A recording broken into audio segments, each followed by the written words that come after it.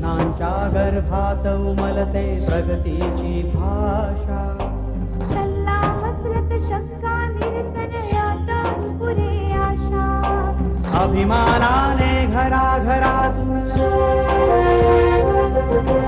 अभिमानाने घराघरातून नाद गरजले आता।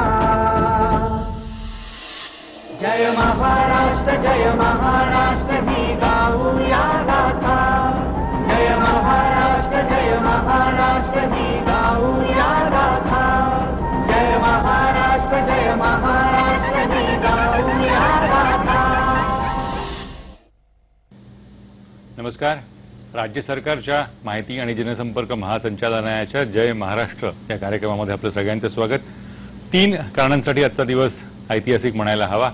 एकतर महाराष्ट्राच्या इतिहासात पहिल्यांदा पूर्णपणे काँग्रेसेतर पक्षाचं सरकार सत्तेवर आलं। दुसरा भाग त्यातला असा की पहिल्यांदा बऱ्याच वर्षानंतर या पिढीला तर ते मला असं वाटतं पहिल्यांदाच बघायला मिळत असेल 40 लागायच्या आतला मुख्यमंत्री महाराष्ट्राला मिळाला।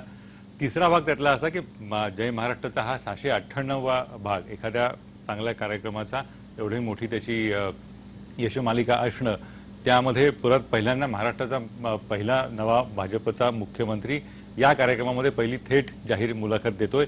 त्यामुळे मला असं वाटतं त्या तिन्ही अर्थांनी या कार्यक्रमाचं एक महत्त्व आहे। या कार्यक्रमामध्ये मी महाराष्ट्राचे नवे मुख्यमंत्री देवेंद्र फडणवीस यांचं स्वागत करतो। नमस्कार। नमस्कार।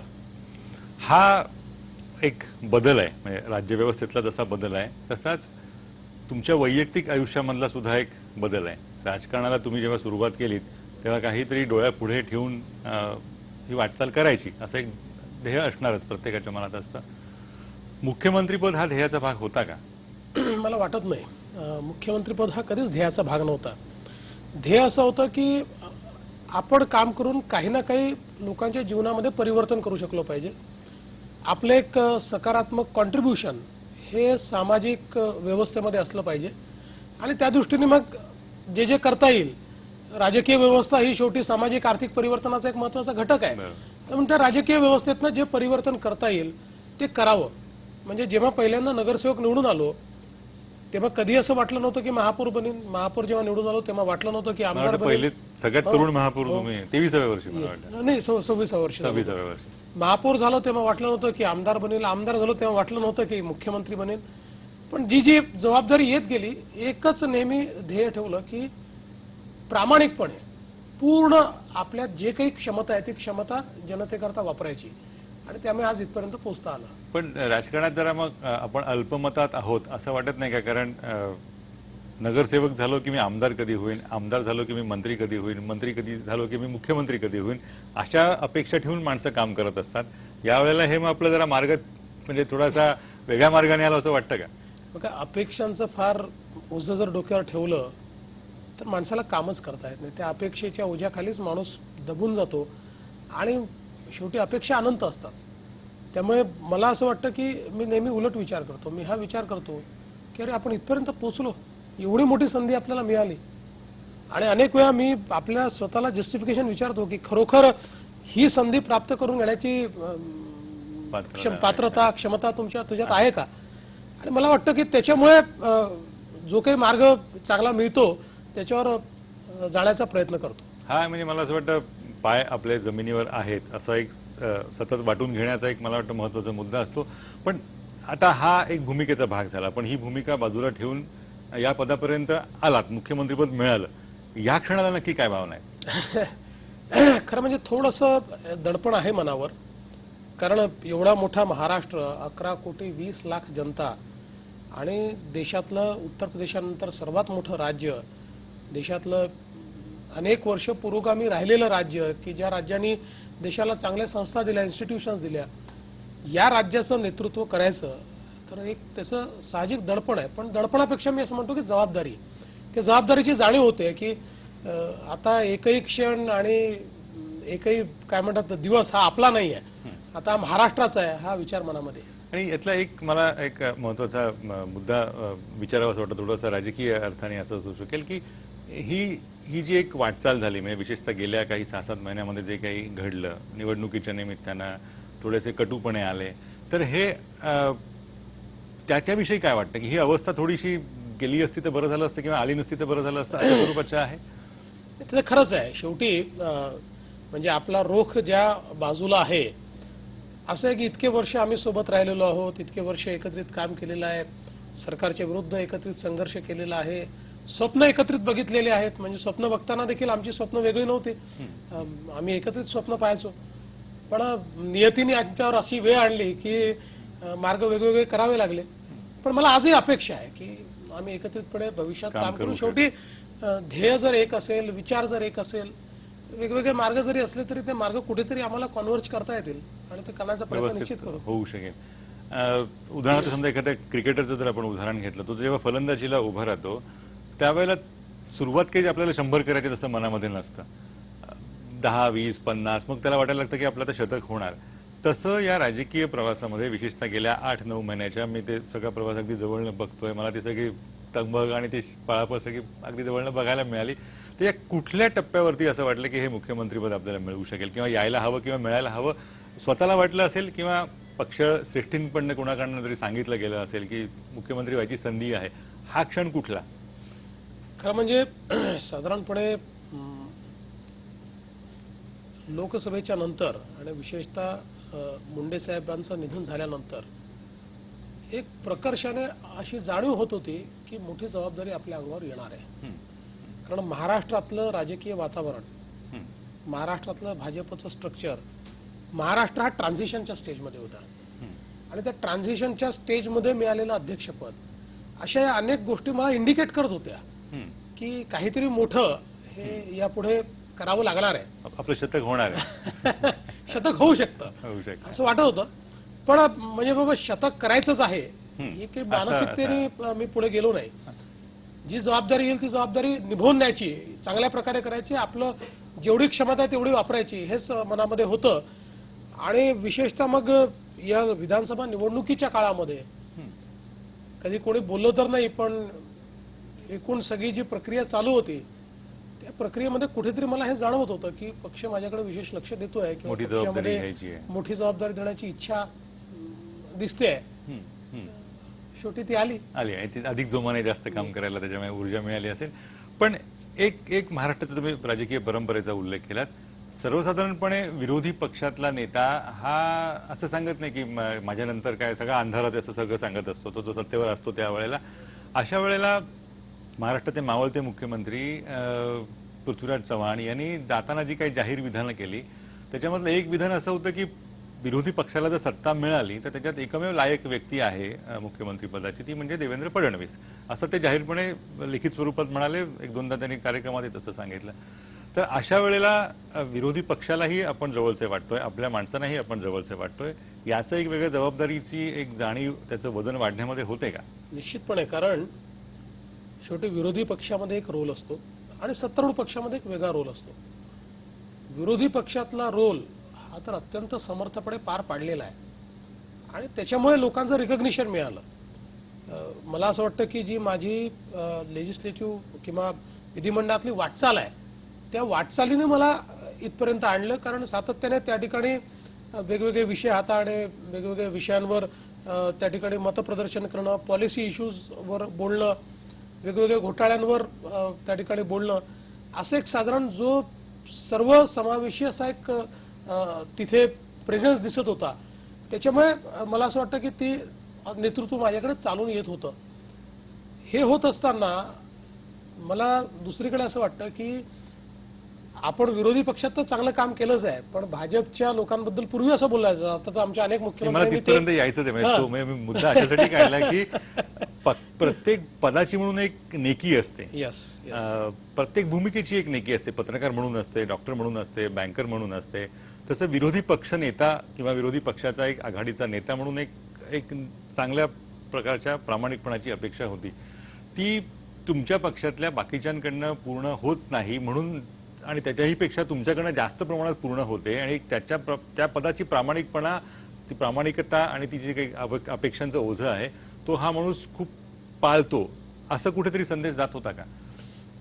मला त्याच्यामध्ये खरं म्हणजे असं वाटतं की पहिले मी म्हणजे तुम्ही ज्याच्यावर होतात ते पूर्ण करतो की आमच्याबद्दल पूर्वी असं बोललं जायचं की हे विरोधी पक्षात चांगलं काम करतात पण सत्तेत आल्यानंतर तितकंसं चांगलं काम करत नाहीत.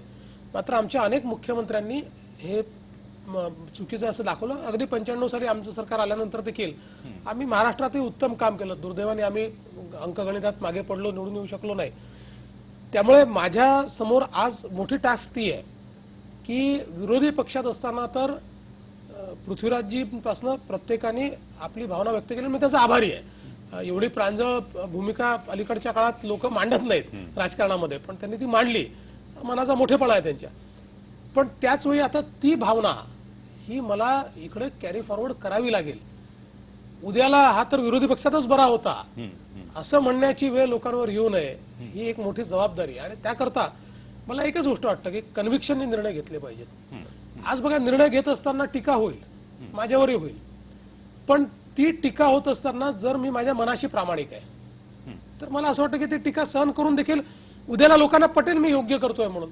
पण मी जर डिफेन्सिव्ह राहिलो, मी जर त्या टीकेला घाबरलो आणि मी निर्णयच घेतले नाहीत तर कदाचित मग त्यातनं अनेक अडचणी तयार होऊ शकतात. मला असं वाटतं की आमच्या पक्षाने एक नवीन संदेश दिलेला आहे आणि तो नवीन संदेश हा आहे की राजकारण बदलत आहे, जनतेच्या अपेक्षा बदलत आहेत आणि राजकारण्यांनी देखील बदलायला हवं. आणि जे बदललेलं राजकारण करणारे राजकारणी आहेत त्यांना निश्चितपणे पक्षात प्राधान्य आहे.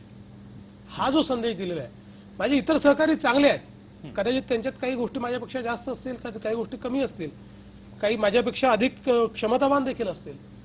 पण मला करत असताना एक संदेश मात्र माझ्या पक्षाने निश्चितपणे दिलेला आहे की मेनस्ट्रीमच्या राजकारणामध्ये जर तुम्ही प्रामाणिकपणे काम करणार असाल तर तुमच्या पाठीशी जनताही राहील आणि पक्षही राहील. मला वाटतं राजकारणात ती खूप मोठी स्टेप आहे. या प्रामाणिकपणावरून मला पुढचा महत्त्वाचा प्रश्न विचारायचा आहे की तो प्रामाणिकपणा करत असताना सर्वांना गुंजारावं अशा स्वरूपाची राजकारणाची, विशेषतः सत्ताधाऱ्यांची एक भूमिका असते. वाईटपणा घ्यायला कोणालाच नको असतो. काही कटू निर्णय घ्यायचे असतात, काही सांगायचे असतात, त्याची अंमलबजावणी करायची असते. तर अंतिम हित जर चांगलं होणार आहे, तुमचं त्याच्यामध्ये भलं आहे अशी जर खात्री पटली तर महाराष्ट्राच्या भल्यासाठी अशी निर्णय घेण्याची क्षमता तुमच्यामध्ये आहे तर ते घेतले जाणार का? ते निश्चित घेतले जातील. मी काल माननीय पंतप्रधानांना भेटायला गेलो होतो आणि एक वाक्य ते मला बोलले की मला असं वाटतं की माझं काम करत असताना ते वाक्य माझ्यासमोर सगळ्यात महत्त्वाचं वाक्य असेल. आणि ते वाक्य असं होतं, ते असं म्हणाले की देवेंद्र, सरकार बचाने के लिए काम मत करो.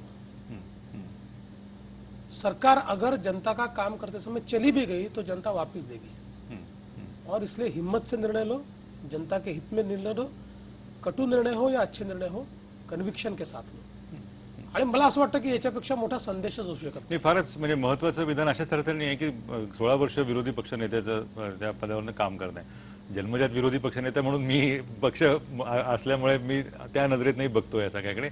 अशा वेळेला माझ्यासारख्या तटस्थाला सरकार व्यवस्थेमध्ये बदल झालाय असं चित्रच दिसत नाही.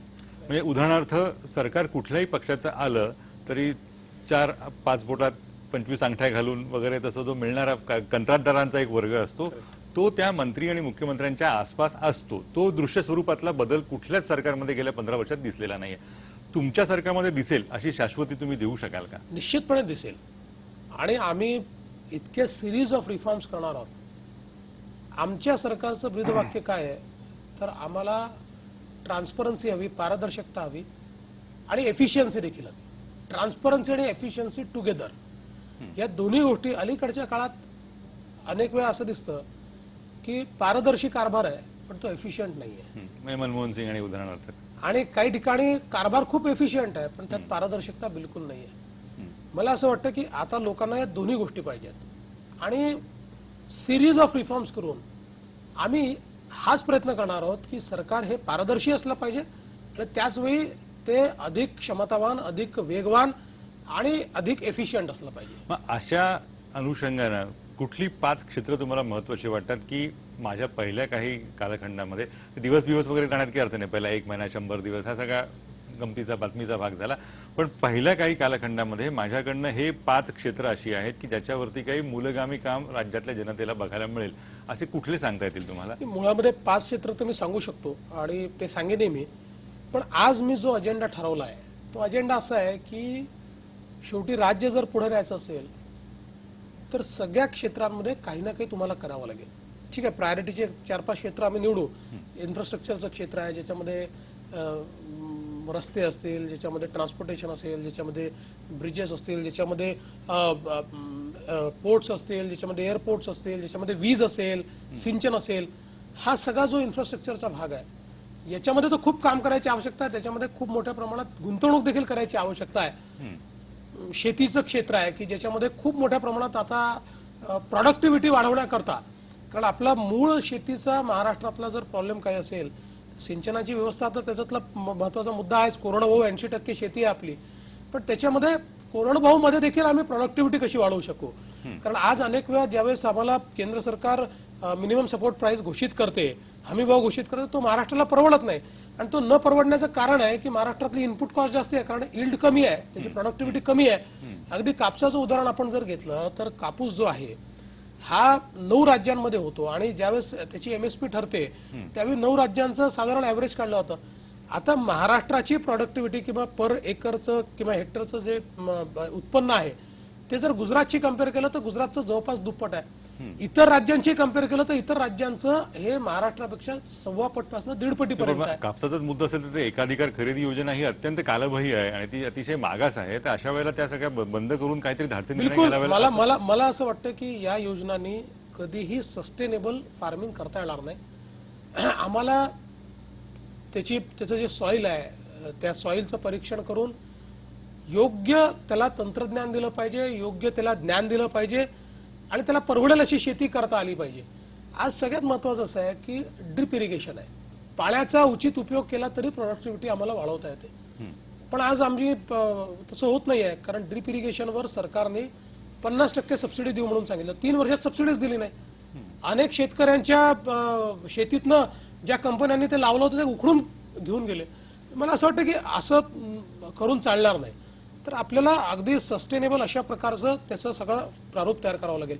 आणि म्हणून मी जे ठरवलं आहे किंवा आजही मंत्रिमंडळात आम्ही ज्यावेळेस चर्चा केली, आम्ही प्रामुख्याने असं ठरवलं की एकेका विभागाला आम्ही प्रेझेंटेशन करायला लावू आणि त्यांना आम्ही सांगतो आहोत की तुमची उद्दिष्ट काय आहेत सांगा, त्याची कारणं काय आहेत सांगा, त्या उद्दिष्टांपर्यंत जाण्याचा मार्ग तुमचा काय आहे तो सांगा आणि त्यातल्या अडचणी काय आहेत ते सांगा. म्हणजे मग आपल्याला त्याची पॉलिसी तयार करता येईल. त्या उद्दिष्टांमध्ये जर काही फाईन ट्युनिंग करायचं असेल तर फाईन ट्युनिंग करू, ज्या अडचणी असतील ते आम्ही दूर करू, त्याला जे फ्रेमवर्क द्यायचं असेल, त्याला जे फायनान्शियल सपोर्ट द्यायचा असेल तो आम्ही देऊ. तर येत्या काळामध्ये असा प्रत्येक विभागाचा आराखडा जो आहे त्या विभागाने आमच्यासमोर मांडावा आणि त्याची जी उद्दिष्ट आहेत, मला असं वाटतं की असं काही खूप एका दिवसात महाराष्ट्र बदलून टाकू असं नाही. किमान जी उद्दिष्ट त्या विभागाने ठरवली आहेत ती उद्दिष्ट तर पूर्ण करायला लावू. आपल्याकडे सगळ्यात मला मोठा प्रॉब्लेम असा वाटतो की आम्ही पंचवार्षिक योजनाचं प्रारूप स्वीकारलं आणि आमच्या इथे 5 इयर प्लॅन आणि आमच्या विकासाची प्रक्रिया याच्यामध्ये संबंध विच्छेद आहे, डिस्कनेक्ट आहे. तो डिस्कनेक्ट आपल्याला शेवटी काहीतरी फिजिकल उद्दिष्ट असली पाहिजेत जी अचीव केली पाहिजेत. त्याचं ती अचीव झाली की नाही हे पाहणारं एखादं टूल आपल्याजवळ असलं पाहिजे. मला असं वाटतं तसं सगळ्या मिनिस्ट्रीला आम्ही येत्या काळामध्ये म्हणजे लक्ष देऊन त्याप्रमाणे काम केलं गेलं बिलकुल लक्ष देऊन. शेवटी एखादी योजना जर आपण चालवतो, आता समजा सार्वजनिक आरोग्य विभाग एक 10 योजना चालवतोय, पण त्या 10 योजनांचं शेवटचं लक्ष काय आहे? म्हणजे समजा पोलिओ निर्मूलन एखादं लक्ष असू शकतं, तर मग ऍक्च्युअल टँजिबल रिझल्ट तुमचे काय आहेत, फिजिकल अचिव्हमेंट्स तुमच्या काय आहेत, तुम्ही जो पैसा वापरला त्या पैशातनं तुम्ही किती अचीव करू शकलात, या सगळ्या गोष्टी याला फलनिष्पत्ती आपण म्हणतो त्याचा देखील त्यांनी विचार केला पाहिजे आणि तसे टार्गेट्स त्यांनी ठरवले पाहिजे. सरकारच्या योजना म्हणजे बूड नसलेले भांड आहेत असं एक साधारण वर्णन केलं जातं की वर्ण नुसतं जातं आतमध्ये खालती काही कुठे ते होत नाही. असा जर एक वेगळ्या पद्धतीचा जर मुद्दा तुम्ही तुमच्या अनुषंगाने जर मांडलात की तर तुम्ही कापसाचं उदाहरण दिलं, पाण्याचा प्रश्न असेल, विजेचा प्रश्न असेल, ह्या ज्या सगळ्या गंभीर जे काही समस्या आहेत त्याची मग लक्ष निर्मिती केली जाईल का? कारण कसं होतं की या योजनांचा आकार सरकार ठरवतो आणि प्रत्यक्ष निर्मिती आणि प्रत्यक्ष परिणाम हे वेगळं असतं. याचं कुठेतरी संकलन करण्यासाठी तुमची व्यवस्था कशी आहे? करावंच लागेल. आज जर वीज मंडळाच्या म्हणजे आमच्या ज्या कंपन्या आहेत या कंपन्यांना इतकं भागभांडवल सरकार देत आहे, त्याला कर्जाची हमी देत आहे, कर्ज काढायची परवानगी देत आहे, तर कुठेतरी हे लक्ष तर ठेवावं लागेल की देशाचा प्लांट लोड फॅक्टर 78%, आमच्या आजूबाजूच्या राज्यांमध्ये 88% 94% आणि आमचा प्लांट अवेलेबिलिटी फॅक्टर 87%, आणि त्याच्या 60% आमचा प्लांट लोड फॅक्टर म्हणजे आमच्या स्थापित क्षमतेच्या 50% केवळ आमचा प्लांट लोड फॅक्टर. मग महाराष्ट्र पुरोगामी राज्य आहे, देशाचा 78 असताना आमचं जर 50% असेल आणि 50% एफिशियन्सीने आम्ही काम करणार असू तर निश्चितपणे पॉवर टेरिफवर जाईल, लोड शेडिंग देखील वाढेल. मग आता एवढा जर पैसा आम्ही खर्च करतोय तर तो पैसा खर्च करत असताना आमचा पीएलएफ वाढला पाहिजे. हो, plan load 10% जर आम्ही पीएलएफ वाढवला तर आमची एफिशियन्सी वाढल्यामुळे आमची कॉस्ट कमी येईल, आमचं पॉवर टेरिफ कमी होईल, त्यासोबत लोकांना आम्हाला अधिक किफायत वीज देता येईल.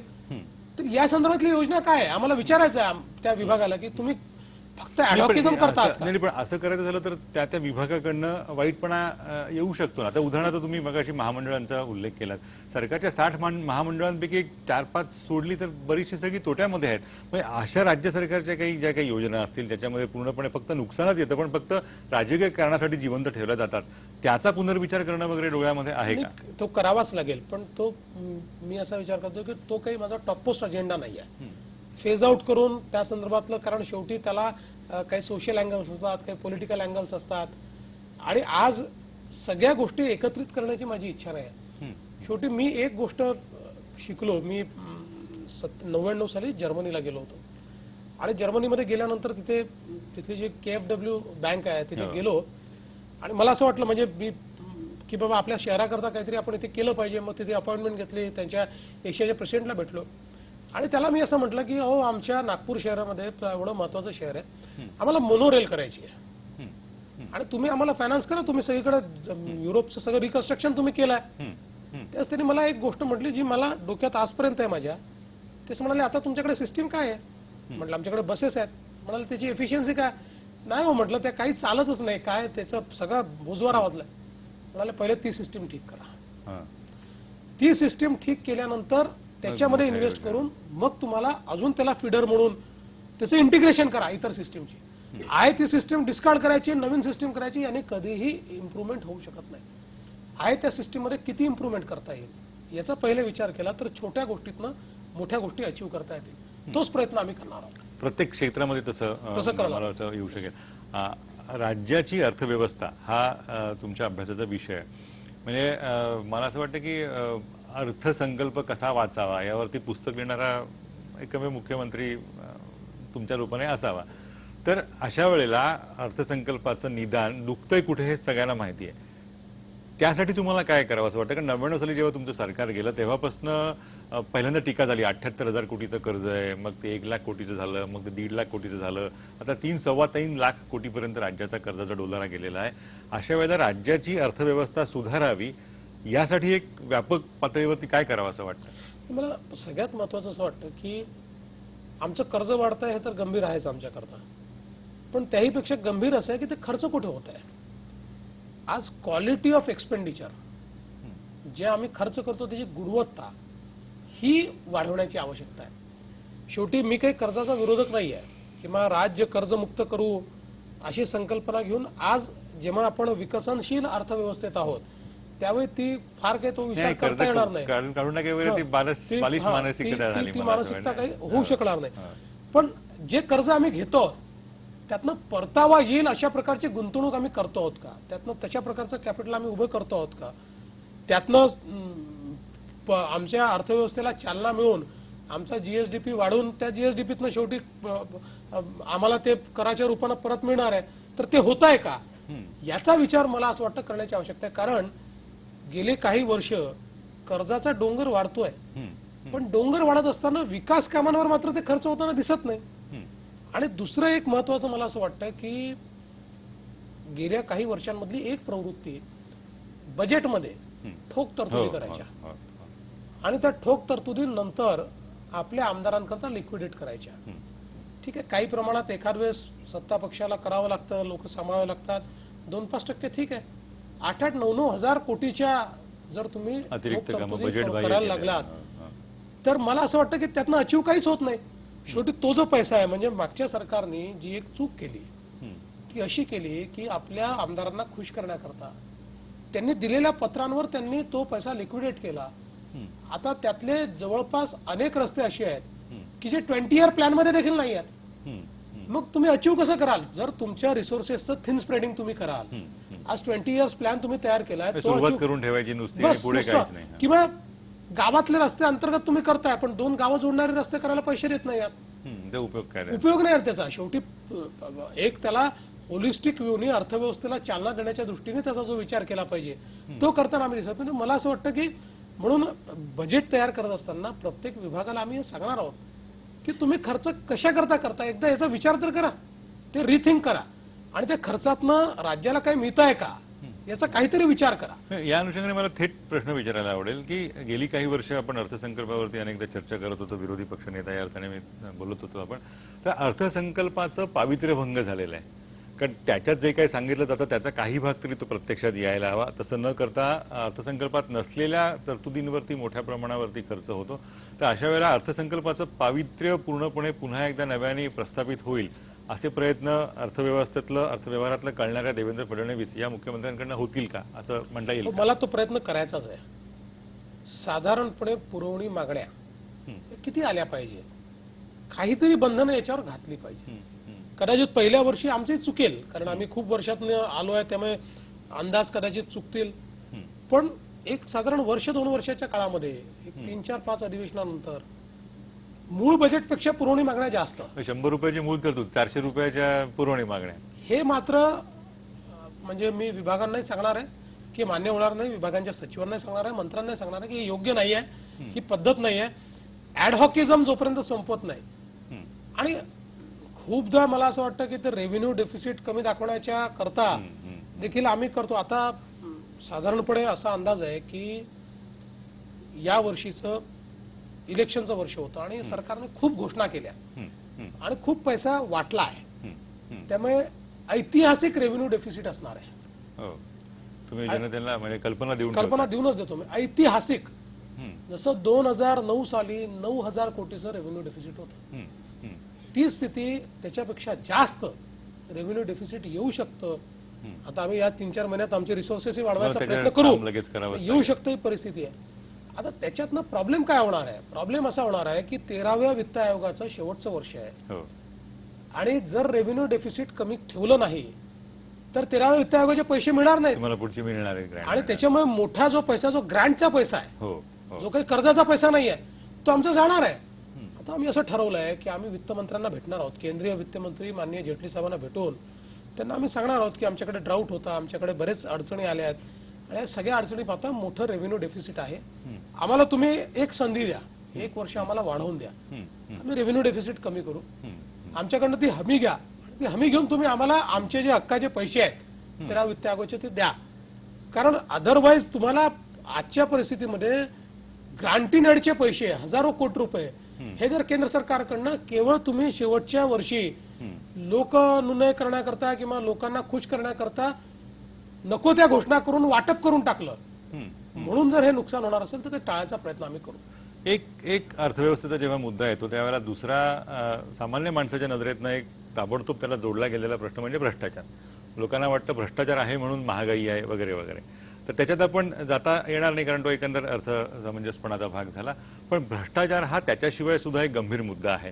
त्याच्यातही परत 2 कप्पे. भ्रष्टाचार सगळ्याच वाईट, पण लोकांना ते हेलिकॉप्टर खरेदी त्याच्यात त्याची काही फार पडलेलं नसतं. तेही वाईटच आहे, पण ते त्यांना पडलेलं नसतं. त्यांना आपलं रेशन कार्डचा प्रश्न आहे, RTO मध्ये लायसन काढायला गेलो तिथे असलेला भ्रष्टाचार आहे, सरकारी खात्यात, आरोग्य खात्यात समजा काही कधी त्यांना समस्या असतात, तो एक मुद्दा असतो. तर हा दृश्य स्वरूपातला भ्रष्टाचार नष्ट होईल अशा स्वरूपाची काही तुम्ही एक ज्याच्याशी काल निगडीत अशी काही व्यवस्था आणणार आहात का? आज पहिली कॅबिनेट झाली आणि या पहिल्या कॅबिनेटमधला पहिला निर्णय आम्ही असा केला की आम्ही राज्याला सेवा हमी विधेयक देतो आहोत, राईट टू सर्व्हिस. तुमच्या मला वाटतं घोषणापत्रात तो भाग होता. आणि याच्या पाठीमागची संकल्पना अशी आहे की सामान्य माणसाचं, मग ते म्युन्सिपल गव्हर्नमेंट असेल किंवा राज्य सरकार असेल, आमचा हा रोल आता सर्व्हिस प्रोव्हायडरचा रोल आहे. आणि आमच्या विरुद्ध म्हणजे सरकारच्या विरुद्ध लोकांचा राग काय आहे, तर तो राग हा आहे की सर्व्हिसेस मिळत नाही, चक्रा मारावं लागतात, भ्रष्टाचार आहे आणि त्याहीपेक्षा त्याला कुठलाही लिगल रिकोर्स नाही आहे. मी एखाद्या ऑफिसमध्ये चक्रा मारतोय, माझं काम केलं नाही तर मी करायचं काय, मला लिगल रिकोर्सच नाही आहे आणि त्याच्यामुळे अकाउंटेबिलिटी देखील नाही आहे. आणि म्हणून आम्ही आज निर्णय केला, आम्ही आज मुख्य सचिवांची समिती तयार केली आहे आणि 1 महिन्यात ती समिती आम्हाला त्या ठिकाणी मसुदा देईल आणि त्या मसुदा आम्ही डिसेंबर अधिवेशनात चेक केला तर डिसेंबरच्या अधिवेशनात, अन्यथा मार्चच्या अधिवेशनात आम्ही तो मसुदा मांडून आम्ही राज्याला सेवा हमी विधेयक देऊ, ज्या विधेयकामध्ये प्रत्येक विभागाला कुठल्या सेवा ते देत आहेत हे घोषित करावं लागेल, त्या सेवा देण्याचा प्रत्येक सेवेचा कालावधी काय आहे ते घोषित करावं लागेल, त्याच्याकरता कुठल्या कुठल्या बाबींची पूर्तता करायची आहे ते घोषित करावं लागेल, आणि या सगळ्या घोषणा केल्यानंतर हा जो व्यक्ती आहे त्या व्यक्तीला हा अधिकार असेल की त्याला उचित वेळेत ती सेवा मिळाली नाही, ज्याप्रमाणे राईट टू इन्फॉर्मेशन ऍक्ट माहितीच्या अधिकारामध्ये फोरम्स आहेत की माहिती अधिकाराच्या विरुद्ध तुम्ही कमिशनरकडे अपील किंवा अपीलेट अथॉरिटीकडे जाऊ शकता, त्याच्यानंतर कमिशनरकडे जाऊ, असं पूर्ण एक त्याचा ढाचा आम्ही तयार करू, त्यातनं थेट अकाउंटेबिलिटी ही एस्टॅब्लिश होईल आणि लोकांना सर्व्हिसचा अधिकार मिळाल्यानंतर त्या सर्व्हिसेस देणं हे बंधनकारक झाल्याबरोबर जसं आरटीआयने खूप मोठ्या प्रमाणात आर्बिट्ररीनेस बंद केला, कारण फाईल मागितली जाते म्हटल्यानंतर मग आर्बिट्ररी तुम्हाला वेगळा निर्णय मला वेगळा निर्णय बंद झालेला आहे, तसंच या ठिकाणी देखील हे बंद करण्याचा आमचा प्रयत्न आहे. याचा दुसरा भाग म्हणून पलीकडच्या काळामध्ये एक अजून कायदा आम्ही करायचा प्रयत्न करणार आहोत की mandatory delivery of E services. कारण आज आपण बघा की मोठ्या प्रमाणामध्ये जर ई प्लॅटफॉर्म्स तयार केले आणि डिजिटल आणि सगळ्या सर्व्हिसेस त्याच्या माध्यमातून केल्या, एक नकाशा आपण टाकल्यानंतर तो आज असं आहे की ऑटो कॅड मध्ये तो दिल्यानंतर देखील त्याच्यात इतके ह्युमन इंटरव्हेन्शन ठेवलेले आहेत की तो बरोबर तो अधिकारी बोलतच त्याला आणि तुझ्यात जरा ही लाईन इकडे आहे अशा 4 गोष्टी सांगतो आणि त्याच्याकडनं पैसे उकळले जातात. तर या गोष्टी होऊ नये, कम्प्लीट ई प्लॅटफॉर्मवर हे सगळं गेलं पाहिजे आणि त्या सर्व्हिसेस. आणि आज ई प्लॅटफॉर्म हा फ्रस्ट्रेट केला जातो, म्हणजे अनेक ठिकाणी ई प्लॅटफॉर्म उभे राहिले पण पुढे तो बंद होतो, म्हणून त्याला कायद्यात जर रूपांतरित केलं आणि आम्ही जर त्या विभागाला सांगितलं की mandatory delivery of E services, तुमच्यावर ही बंधनच आहे की तुम्हाला ई सर्व्हिस द्यावी लागेल आणि तुम्ही दिली नाही तर तुमच्यावर कारवाई होईल, तर मला असं वाटतं की त्यातनंही ट्रान्सपरन्सी रिस्टोर होईल. आणि सगळ्यात महत्वाचं मला असं वाटतं की शेवटी आम्ही राजे नाही आहोत, पण एक असं म्हणतात ना जसा राजा तशी प्रजा, तर जसे शासक असतात तसंच ब्युरोक्रेसी काम करते आणि तशीच सवय देखील लोकांना लागते. लोकांना कळण्याच्या अनुषंगाने थोडासा फक्त तपशीलवार विचारतो की म्हणजे उदाहरणार्थ बँकेच्या बाबतीमध्ये जर ते काम एटीएमनी केलं, म्हणजे मला बँक कर्मचाऱ्याचा चेहरा न बघता पैसे काढता येतात, तर ही सोय तुम्हा आम्हाला नाही, कारण पत्नी बँकेत येतं आपल्या तरी सुद्धा लोकांच्या नजरेने बघायला गेलं तर बँकेत न जाता मला पैसे काढता येतात. तसं सरकारी कार्यालयामध्ये न जाता माझी सरकारची कामं होतील अशा स्वरूपाची कालबद्ध स्वरूपाची एक व्यवस्था महाराष्ट्रामध्ये अंमलात येईल असा त्याचा अर्थ का? अगदी परफेक्ट अर्थ. मला असं वाटतं की याच्यापेक्षा सोपा अर्थ दुसरा सांगूच शकत नाही कोणी. आपण जो अर्थ सांगितला तोच त्याचा अर्थ आहे आणि त्या माध्यमातून लोकांना हेलपाटे घालणे, ते असे चेहरे पाहणे की जे चेहरे आल्याबरोबर हा का आला माझ्याकडे आणि किंवा बकरा आला माझ्याकडे, अशी जी एक मानसिकता आहे, या मानसिकतेपासून लोकांना दूर न्यायचं आणि लोकांना सर्व्हिसेस द्यायचा असाच प्रयत्न याच्यात होणार. हा बदल प्रत्यक्षात येऊ अशी नागरिकांच्या वतीने मला शुभेच्छा द्यायला आवडेल, कारण त्याच्यामुळे अनेकांचं भलं होईल. त्याच्याशिवाय महाराष्ट्राला 2 समस्या एक भेडसावणाऱ्या आहेत. एक आहे शहरांच्या विषयीची आणि दुसरी आहे उद्योगांविषयीची. महाराष्ट्रातली शहरं उसवत चाललेली आहेत, म्हणजे मुंबईचं वर्णन डाईंग सिटी अशा स्वरूपाचं केलं जातं. अशा वेळेला म्हाडासारखे प्रश्न असतील, सामान्य माणसांसाठी घरासाठी ते प्रश्न असतील, हे सगळे विषय सरकार हाताळताना ते फक्त बिल्डर हजेरीने हाताळलं जातं असं सर्रास बोललं जातं, आपणही त्या बोलण्यामध्ये होतो. तर अशा या आरोपाला बाजूला ठेवून लोकांच्या नजरेतनं घरांसाठी असेल किंवा शहरांसाठी काय असतील अशा काही योजना असू शकतात? मला असं वाटतं की निर्णय घेत असताना आमचं काम पॉलिसीचे निर्णय घेणं आहे. व्यक्तीसमोर ठेवून निर्णय घेतले तर त्याच्यावर टीका होईल. अलीकडच्या काळामध्ये आपण जर बघितलं असेल गेल्या 5-7-10 वर्षामध्ये विशेषतः पृथ्वीराज चव्हाणांच्या काळात शेवटच्या काळात काही झालं असेल, पण थोडंसं त्याच्यावर अंकुश त्यांनी ठेवला होता. पण त्याच्या आधी तर आपण असं बघितलं की व्यक्ती करताच संपूर्ण विभाग चाललेला आहे. मला असं वाटतं की उद्दिष्ट आपण ठरवले आणि त्या उद्दिष्टांकरता पॉलिसीज तयार केल्या तर हे आरोप होणार नाही. उदाहरणादाखल मी एक सांगतो की आता परवडणारी घरं किंवा रेंटल हाऊसिंग, आता 2.5 लाख रेंटल हाऊसिंगच्या संदर्भात करार सरकारने केले आणि मग त्यांना काय काय हवं आहे तर एक कमिटी बनवली. त्या कमिटीने 10-12 शिफारसी दिल्या. मग 2.5 वर्ष आम्ही त्या शिफारसींची अंमलबजावणीच केली नाही, तर जी 2.5 लाख घरं आम्हाला मिळणार होती ती मिळाली नाही. आता कदाचित केली असती तर 4 दिवस लोकांनी म्हटलं असतं की हे जे 10 बिल्डर आहेत ज्यांच्याशी MOU तुम्ही केला त्यांच्या फायद्याकरता तुम्ही केला. पण ज्या दिवशी 2.5 लाख घरं मिळाली असतील लोकांनी म्हटलं असतं की नाही नाही हे चांगला निर्णय आहे. तर मला असं वाटतं की असा निर्णय आपल्याला हा करण्याची गरज आहे. आणि दुसरं मी एक सांगतो, माझा समज असा आहे की हे मंत्रालय असं आहे, सुई पडली तरी कळतं. आणि त्यामुळे लोक काही बोलो, तुमच्याबद्दलचं परसेप्शन तुमच्या वागण्यातच तयार होतं. आणि तुम्ही जर त्या ठिकाणी भ्रष्टाचार करणार नसाल, 4 दिवस लोक तुमच्यावर आरोप करतील, 5व्या दिवशी लोक बोलणं बंद करतील. कारण ते दुसरं कुठेतरी दिसलं तर पाहिजे. तुमचा भ्रष्टाचार, तुमची वेळ, तुमच्यातले बदल हे तर दिसले पाहिजेत. ते जर दिसले नाही तर लोक विश्वास ठेवतात तुमच्यावर. मला असं वाटतं त्याच कन्व्हिक्शनने आपल्याला नगर विकास विभागामध्ये काम करण्याची आवश्यकता आहे. हाऊसिंग मोठ्या प्रमाणात करावं लागेल, ट्रान्सपोर्टेशन करावं लागेल, बेसिक इन्फ्रास्ट्रक्चर तयार करावं लागेल. आणि यामध्ये मी केंद्र सरकारला विनंती करणार आहे, आपण जर जगातल्या शहरांचे पॅटर्न्स बघितले तर जगातल्या शहरांमध्ये तिथलं जे इन्व्हेस्टमेंट आहे, या इन्व्हेस्टमेंटमध्ये केंद्र सरकार, राज्य सरकार आणि म्युनिसिपल सरकार या तिघांचाही वाटा आहे. आणि म्हणून केंद्राचं इन्व्हेस्टमेंट हे वाढलं पाहिजे शहरांमध्ये. आता मोदीजींनी तशा योजना सुरू केलेल्या आहेत, जेटलीजींच्या पहिल्या बजेटने त्याबद्दल सुतोवाच देखील केला आहे. पण आज मुंबईसारखं शहर आहे, या शहरामध्ये स्वतःची याची ताकद आहे, BMCची स्वतःची ताकद आहे, पण तरी त्याच्यापेक्षा जास्त अग्रेसिव्हली. कारण शेवटी मुंबईची वाढ आणि त्याला मॅचिंग होणारं इन्फ्रास्ट्रक्चर याच्यात फार काळ नाही जात आहे. आता 15 वर्षाचा काळ चालला गेला तर आम्हाला तो 15 वर्षाचा काळ ब्रिज करण्याकरता इतके प्रयत्न करावे लागणार आहेत. तर तो जो एक पेस ऑफ इन्व्हेस्टमेंट आहे ती खूप मोठ्या प्रमाणात मला असं वाटतं आम्हाला वाढवावी लागेल. त्याकरता केंद्राची मदत घेऊ. अलीकडच्या काळामध्ये माननीय मोदीजी 3-4 देशांमध्ये गेले आणि त्या देशांमध्ये फार चांगलं त्यांनी बायलॅटरल त्यांच्याशी चर्चा त्यांच्या झालेल्या आहेत. त्यातनं मोठं इन्व्हेस्टमेंट येणार आहे. हे इन्फ्रास्ट्रक्चर मधलं इन्व्हेस्टमेंट कसं महाराष्ट्रात आणता येईल याचा विचार आम्ही करू. उद्योगाचा आपण बोललात, उद्योगादी तीच आहे. शेवटी परवा मी मुख्य सचिवांशी चर्चा करत होतो त्यावेळेस त्यांनी स्वतः मला असं सांगितलं की ते म्हणाले की एक कंपनीचे लोक त्यांच्याकडे आले होते आणि त्या कंपनीच्या लोकांनी त्यांना असं सांगितलं की अहो आम्हाला महाराष्ट्रामध्ये उद्योग उघडायचा आहे, 76 परवानग्या लागतात, 64 मिळाल्या, 12 मिळाल्या नाहीत, तर थोडंसं आम्हाला मुदतवाढ द्या ना. तर ते म्हणाले की मलाच आश्चर्य वाटलं की ही काय व्यवस्था आहे. आणि ते म्हणाले की मी आता त्याच्यात सुधारणा चालू केली आहे. मी त्यांना म्हटलं ह्याच आपला टास्क आहे. शेवटी सरकारने करायचं काय, इन्व्हेस्टमेंट आणायची म्हणजे काही नुसतं जाऊन एक प्रेझेंटेशन केल्याने इन्व्हेस्टमेंट येत नाही. इज टू कंडक्ट बिझनेस हे जोपर्यंत होत नाही, सिंगल प्लॅटफॉर्मवर जोपर्यंत तुमचे वेगवेगळे NOC देणारे विभाग येत नाही आणि त्यातनं अकाउंटेबिलिटी कुठल्या विभागाने अडवलाय, का अडवलाय, हे जसं तुम्हाला इमिजिएट रिपोर्ट मिळणं चालू झालं की ते विभाग अडवणं बंद करेल.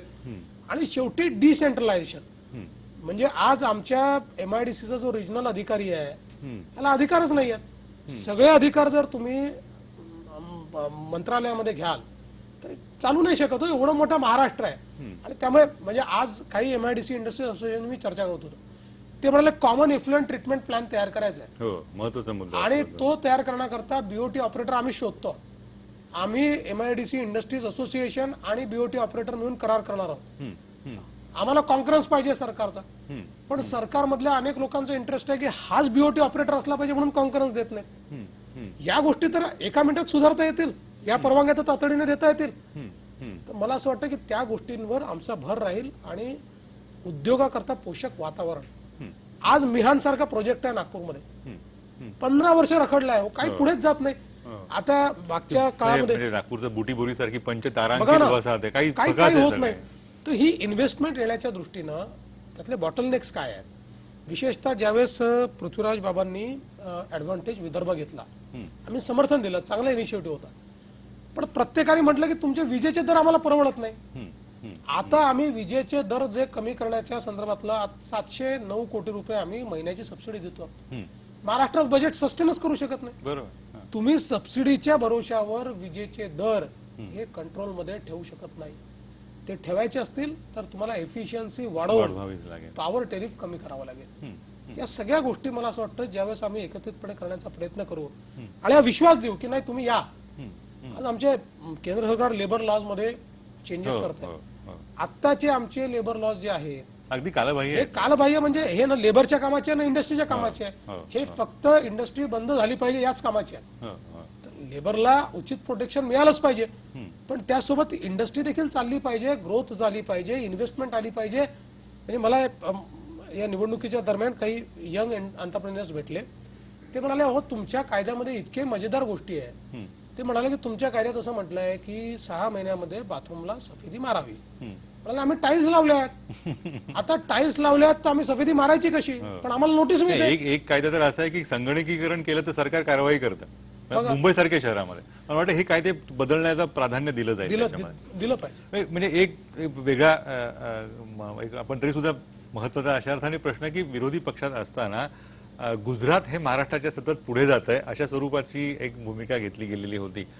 आता ती बदलावी लागेल का? बघा जिथे गुजरात पुढे आहे तिथे ते पुढे आहे मान्य करावं लागेल, पण गुजरातला पुढे राहू द्यायचं नाही. फेअर कॉम्पिटिशन, अनफेअर नाही.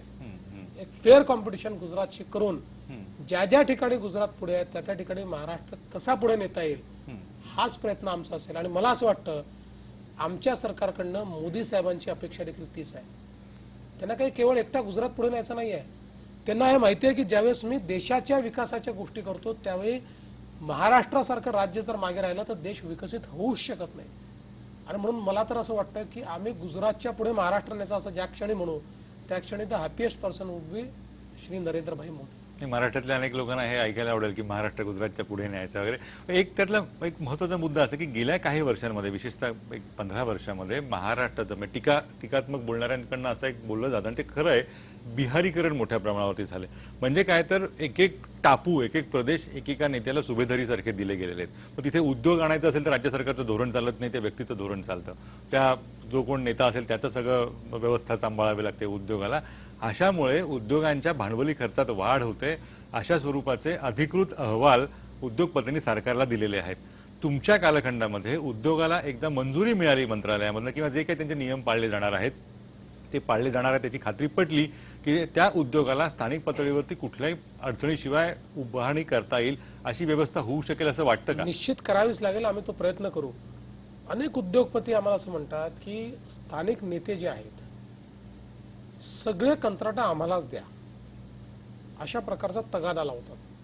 आणि उद्योगपतींचं म्हणणं असं आहे की आम्हाला कंत्राट द्यायला देखील अडचण नाही आहे, पण मार्केट रेटच्या 1.5 पट 2 पट दराने आम्हाला ती कंत्राट द्या, अन्यथा आम्ही उद्योग चालू देणार नाही. ही जी भावना आहे मला असं वाटतं की नेत्यांना बदलावं लागेल. आज बघा सगळ्यात महत्त्वाचं काय आहे, आज महाराष्ट्राची डेमोग्राफी जर आपण बघितली, महाराष्ट्राचं सरासरी वय 27 वर्ष आहे आणि महाराष्ट्रातली 50% लोकसंख्या 25 वर्षाच्या आतली आहे. आणि ह्या 50% लोकसंख्येला जवळजवळ 6.5 कोटी 6.6 कोटी लोकसंख्येला रोजगार हवा आहे. आणि जे नेते देणार नाहीत मी तुम्हाला निश्चित सांगतो की त्यांना भवितव्य नाही आहे. त्यामुळे स्थानिक नेते असतील, आमदार असतील, खासदार असतील, मंत्री असतील, मुख्यमंत्री असेल, विचार हाच ठेवावा लागेल की रोजगार कसा वाढेल, गुंतवणूक कशी वाढेल आणि गुंतवणूक वाढवताना आम्ही काय मदत करू शकू. उद्योग जेव्हा विषय येतो तेव्हा एक अन्य काही चांगल्या राज्यांनी अशी परंपरा पाळलेली आहे की त्यांनी एकदा गुंतवणुकीचा प्रस्ताव दिला की सरकारचा एक अधिकारी त्या अनुषंगाने त्याचा पाठपुरावा करतो आणि गुंतवणूक येते की नाही बघतो, कारण त्याला गुंतवणुकीचं महत्त्व आहे. महाराष्ट्रामध्ये अशी काही व्यवस्था नाही आहे. त्याला एक खिडकी वगैरे नावं वेगवेगळे अनेकांनी दिलेली आहेत. अशा स्वरूपाची काही उद्योगस्नेही व्यवस्था तुम्हाला आणता येऊ शकेल असं तुम्हाला वाटतं का? तुमच्या डोक्यात आहे का? निश्चित आहे. आम्ही जे विजन डॉक्युमेंट तयार केलं आहे त्याच्यामध्ये असं आम्ही म्हटलेलं आहे की पर्सनलाइज बँकिंग हा एक नवीन प्रकार आहे की ज्याच्यामध्ये एक व्यक्ती हा त्या जो कोणी त्याचा कस्टमर असेल त्याच्या सगळ्या नीड्स तो स्वतः पाहतो. म्हणजे त्याच्याकडनं कॅश उचलण्यापासून ते भरण्यापासून सगळ्या गोष्टी तो करतो जो हाय एंड कस्टमर असतो. मला असं वाटतं तसा एक मित्र कोणीतरी द्यावाच लागेल.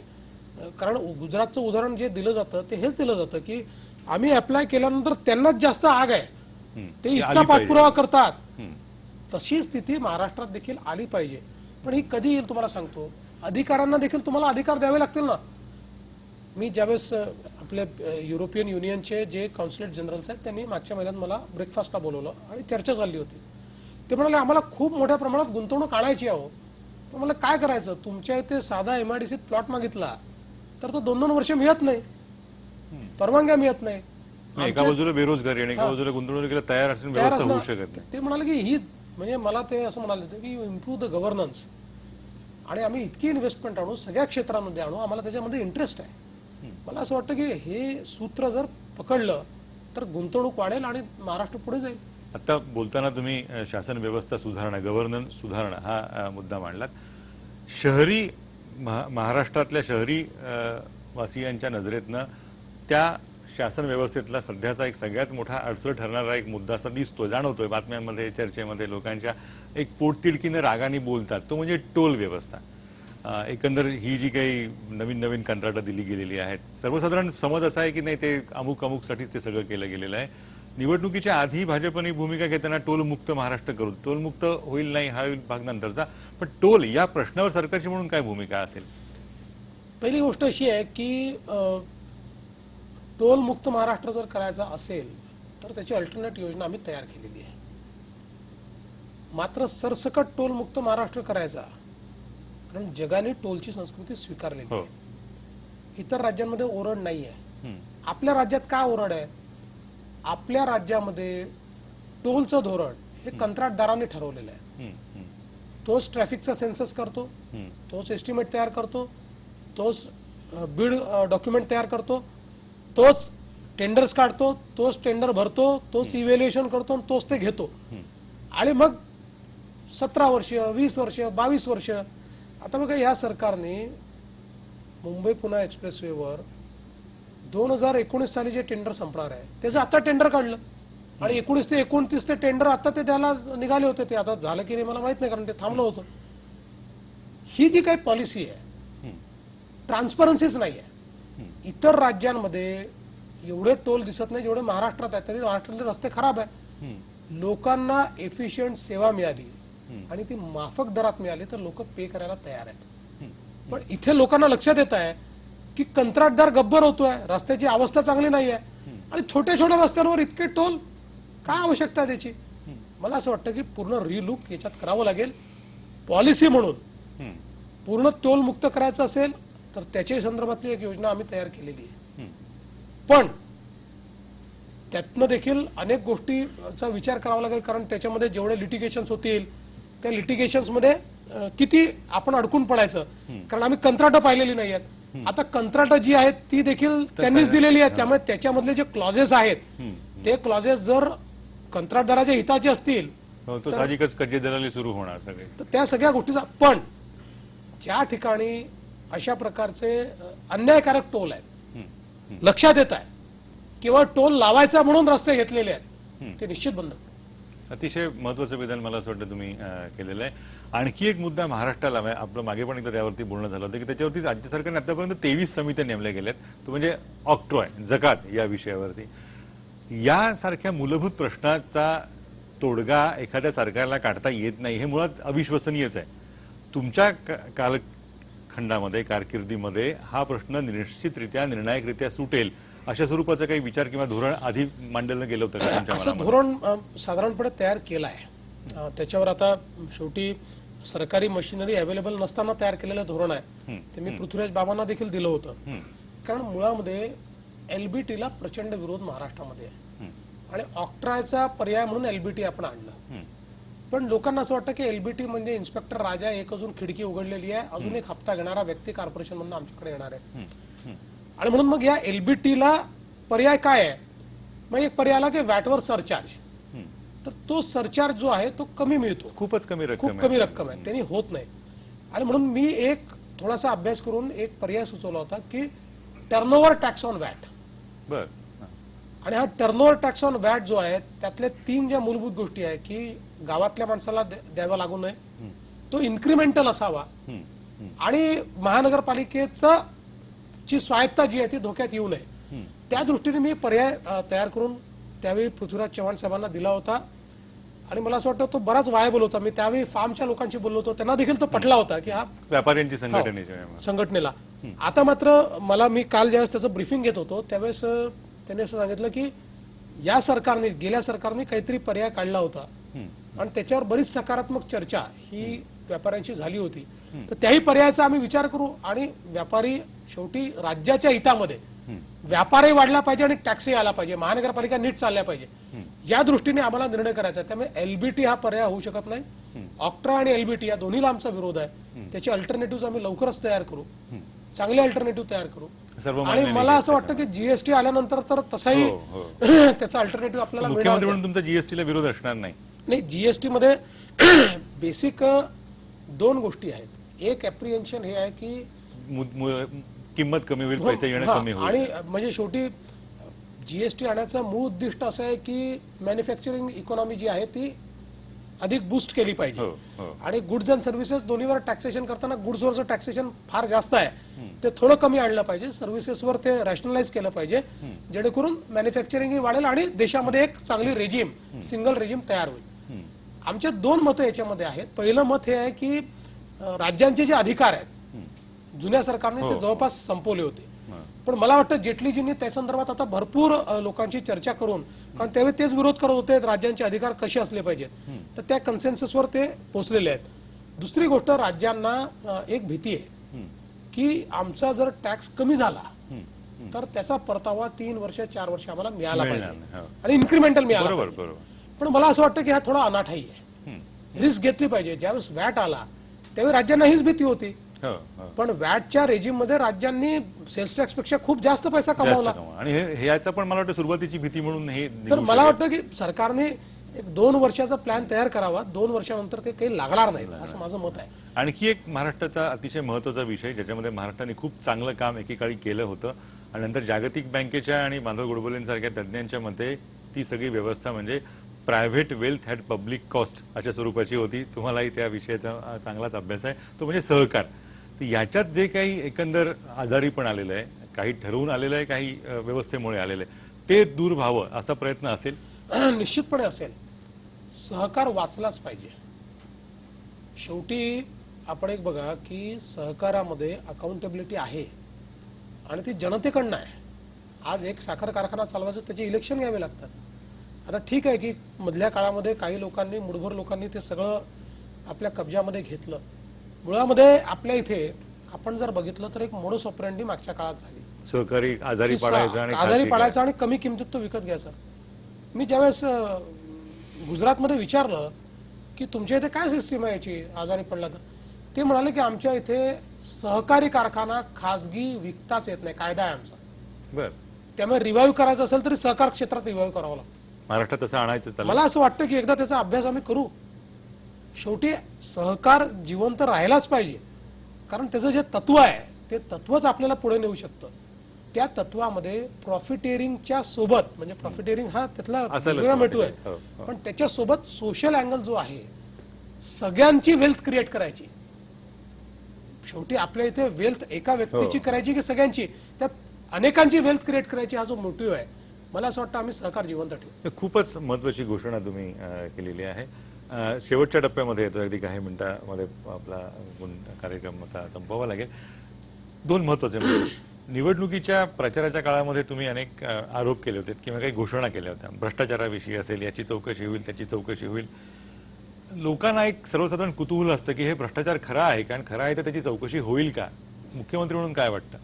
मला असं वाटतं की जिथे जिथे भ्रष्टाचाराचे प्रायमा फेसी पुरावे आहेत त्याची चौकशी झालीच पाहिजे आणि आम्ही ती करू. त्याच्यात सूडबुद्धी नसेल पण ती चौकशी झाली पाहिजे.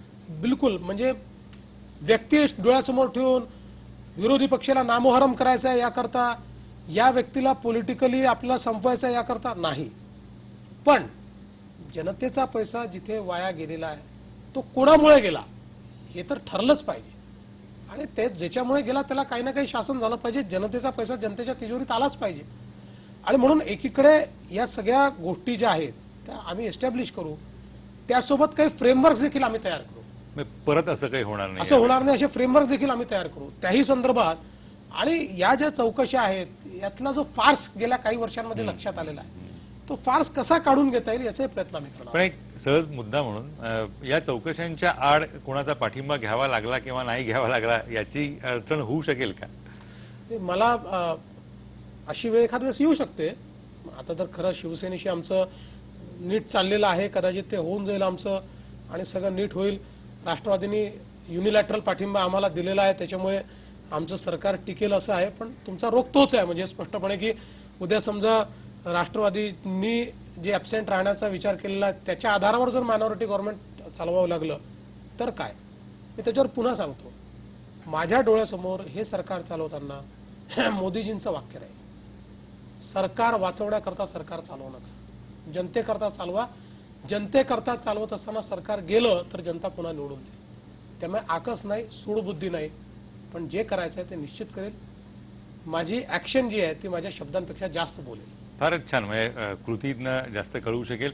एकच शेवटचा प्रश्न, भाजप ज्या पक्षातनं आपण येता त्या पक्षाची राज्यांविषयी काही भूमिका आहे, त्या भूमिकेचा कुठेतरी अडथळा मुख्यमंत्री म्हणून काम करताना येईल का? कारण ज्या विषयी ती भूमिका आहे त्याच विभागातनं आपण येता, हा कुठेतरी संघर्ष होईल मनामध्ये असं वाटतं का? नाही, खरं आहे की छोट्या राज्यांची भाजपची भूमिका आहे आणि ही जी भूमिका ही सामाजिक आर्थिक परिवर्तनाकरता आहे. बघा, राज्य निर्मितीच्या दोन गोष्टी असतात. एक भावनिक मुद्दा असतो की भाषिक याच्याकरता राज्य, धार्मिक याच्याकरता राज्य, किंवा आमची एक वेगळी संस्कृती आहे त्याच्याकरता राज्य. आमचं मत ते नाही आहे. आमच्याकरता एक राज्य तयार करणं हे तिथल्या सामाजिक आर्थिक परिवर्तनाचं एक टूल आहे. 3 राज्य आम्ही तयार केली. छत्तीसगड मध्य प्रदेशापासून वेगळं झालं आणि छत्तीसगडचं राज्य आम्ही निर्माण केलं. मध्य प्रदेशाचाही प्रोग्रेस झाला, छत्तीसगडचाही झाला. बिहारमधनं झारखंड बाजूला झाल्याबरोबर दोघांचाही विकास झाला. मला असं वाटतं हा एक मला असं वाटतं की तो आमचा अजेंडा आहे. पण हे करत असताना शेवटी जन्मलो महाराष्ट्रातच आहोत, हो हो त्यामुळे महाराष्ट्र शत्रू आहे अशी भूमिकाच होऊ शकत अशी नाही. होऊ किंवा शकत नाही. विदर्भाची भूमिका मांडतो आहे याचा अर्थ महाराष्ट्राच्या महाराष्ट्राचे शत्रू विरोधातला आहे आहे, असं असं होऊ शकत नाही.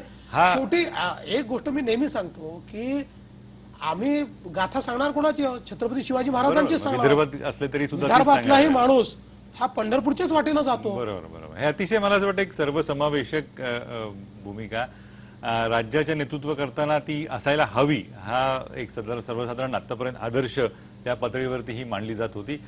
ती जगायची तयारी देवेंद्र फडणवीस या व्यक्तीकडे आहेत. अशा व्यक्तीची मुख्यमंत्रीपदी निवड झालेली आहे. मला असं वाटतं राज्याच्या जनतेने सर्वसाधारणपणे आपल्या शेजारचा माणूस, आपल्या ओळखीचा माणूस किंवा आपला काका मामा भाऊ अशा स्वरूपाचा तुमच्या आमच्या जगण्यातला एखादा माणूस मुख्यमंत्रीपदे बघायची सवय गेल्या काही वर्षामध्ये महाराष्ट्राची तुटलेली आहे. ती सवय या व्यक्तीच्या निवडीमुळे मला असं वाटतं पुन्हा प्रस्थापित होऊ शकेल. आपल्यातलाच एक कोणी मुख्यमंत्री झालाय असं महाराष्ट्राच्या जनतेला वाटू शकेल आणि त्यांचा कारभार त्याच अनुषंगाने होईल अशी मला असं वाटतं या जनतेची पण इच्छा असेल. त्या जनतेच्या इच्छेवरती तसं त्यांना करायला मिळो अशी शुभेच्छा व्यक्त करून हा कार्यक्रम इथे थांबवतो. पुन्हा एकदा आपले या उपक्रमामध्ये सहभागी झाल्याबद्दल मनापासून आभार. धन्यवाद. थँक्यू.